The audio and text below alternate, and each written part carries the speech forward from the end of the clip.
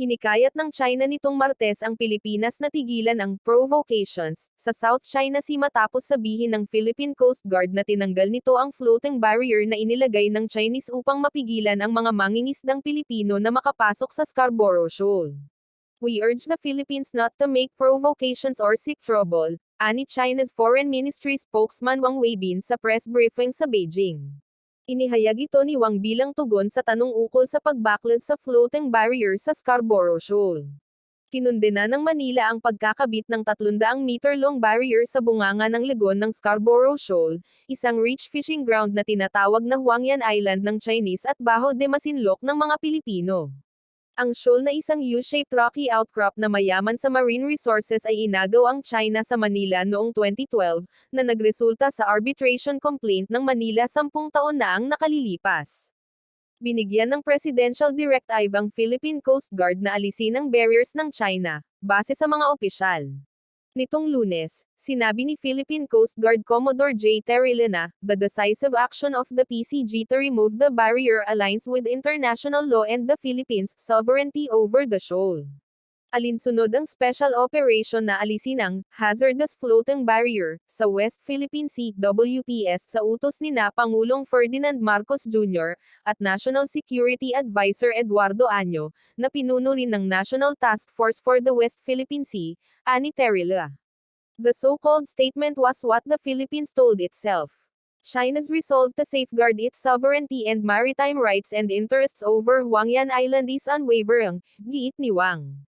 Nauna nang inihayag ni Wang Earlier na naglagay ng floating barrier upang mapigilan ang Philippine Bureau of Fisheries and Aquatic Resources before vessel na makapasok sa Scarborough Shoal.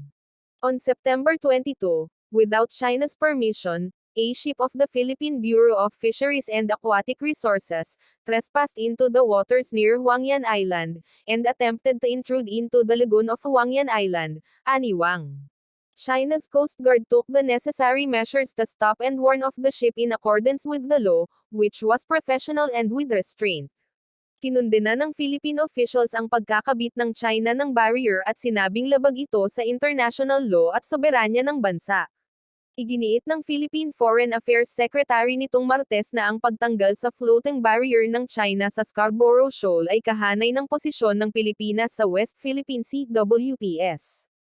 Technically, since we have a right to practice our sovereignty and our sovereign rights, so it would have been consistent with our position, but we're still waiting for the full report on its removal, ani Manalo sa isang panayam. Naalarma ang bansang China sa panukalang batas ni 3rd District Palawan Rep. Edward Hagedorn, na ideklara ang bahagi ng West Philippine Sea o WPS bilang Marine Protected Area. Ito'y sa gitna na rin ng pambubuli ng China at pagpapalawak ng teritoryo sa pinagtatalo ng WPS na ayon sa Beijing ay bahagi ng South China Sea na minanapa sa kanilang mga ninuno.